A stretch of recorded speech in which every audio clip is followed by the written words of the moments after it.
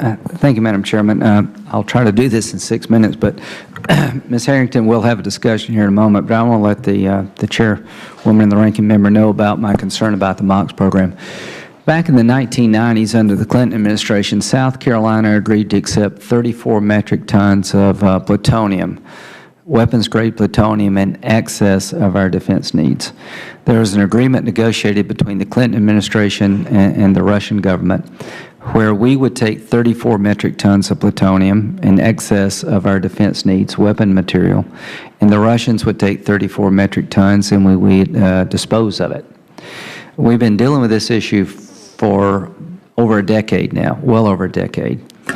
And the Obama administration comes along and they actually begin to build the MOX facility. And I'm sure you're aware of it because of Duke Power, but in case people are not, there's a technology that's been tested and it works where you can take weapons-grade plutonium, blend it down, and make commercial-grade fuel out of it. So you're taking a sword and making it a plowshare. And the MOX facility at Savannah River Site is somewhere toward halfway being completed.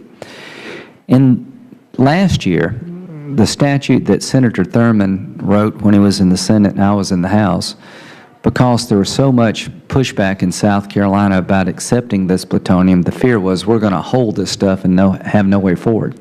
Well, guess what? Yucca Mountain shut down. So MOX gives you a way forward. It becomes commercial-grade fuel. But the statute we wrote back in the early part of this century, I believe, 2000, required a $100 million a year fine to DOE if they didn't stay on track. Well, last year they were off track in terms of the timetable, but I sat down with the Obama administration and said, listen, we don't want the $100 million, we want the MOX facility. And so we extended the time period for 2 years.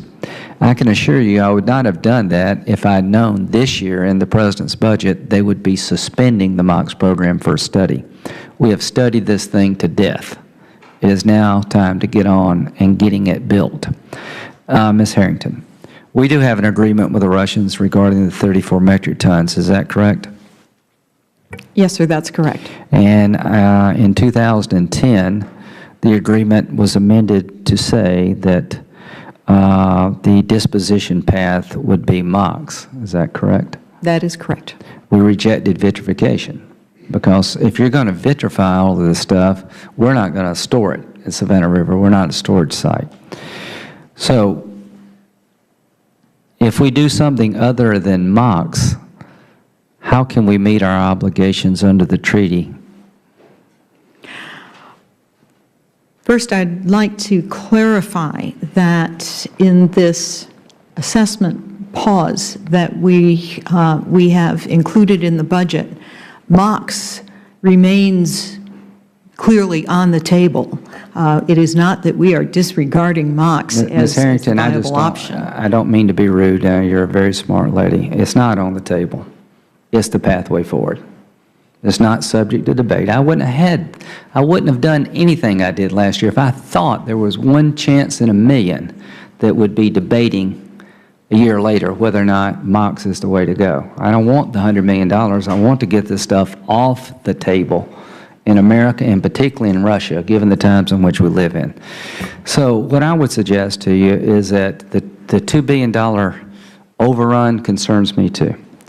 I met with the Deputy Secretary of Energy, and here's what I'm willing to do. I'm willing to sit down with the Department of Energy and the contractor to try to get the cost down below $8 billion.